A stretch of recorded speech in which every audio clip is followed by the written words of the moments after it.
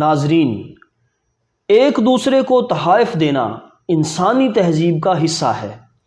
اسلام میں بھی سنت رسول اللہ صلی اللہ علیہ وآلہ وسلم سے آپس میں تحائف کے تبادلے کی مثالیں ملتی ہیں، لیکن تحفہ دینے کے بھی کچھ اصول ہیں۔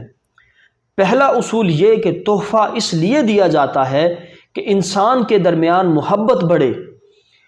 رسول اللہ صلی اللہ علیہ وآلہ وسلم نے بھی فرمایا کہ ایک دوسرے کو ہدیہ بھیجا کرو تو آپس میں محبت پیدا ہوگی اور دلوں کی قدورت جاتی رہے گی۔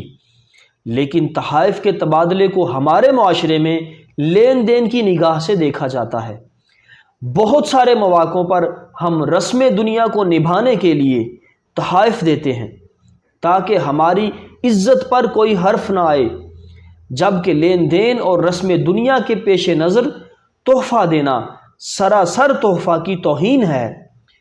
تحائف اخلاص کی بنیاد پر دیے جاتے ہیں تاکہ دو انسانوں کے درمیان محبت بڑھے، نہ کہ انسان کی میں کو تقویت ملے۔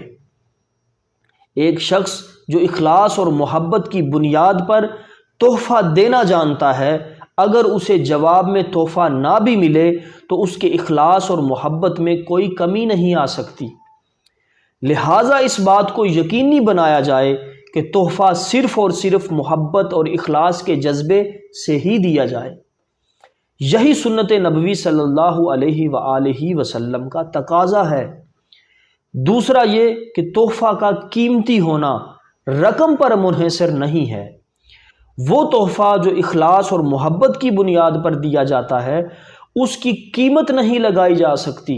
اس لیے کسی کا تحفہ چاہے بہت قیمتی نہ بھی ہو، لیکن اس کو خوش دلی سے قبول کیا جانا چاہیے۔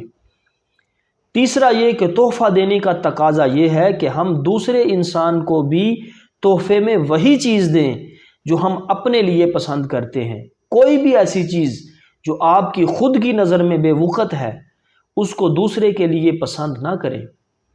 لہٰذا کسی کو تحفہ دیتے ہوئے اس کی بے عزتی نہ کیجیے، نہ ہی ان کو کم حیثیت سمجھیں۔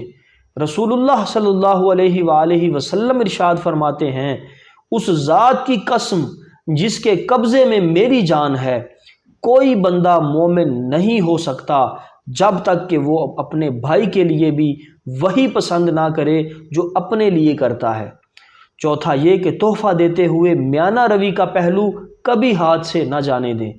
دوسرے کے حالات اور مالی حیثیت کا خیال رکھتے ہوئے اس پر بوجھ نہ ڈالیں تاکہ وہ آپ کے اخلاص کو بوجھ تصور نہ کرے، جو کہ بعد ازاں اس کے لیے مشکل کا باعث بن سکتا ہے۔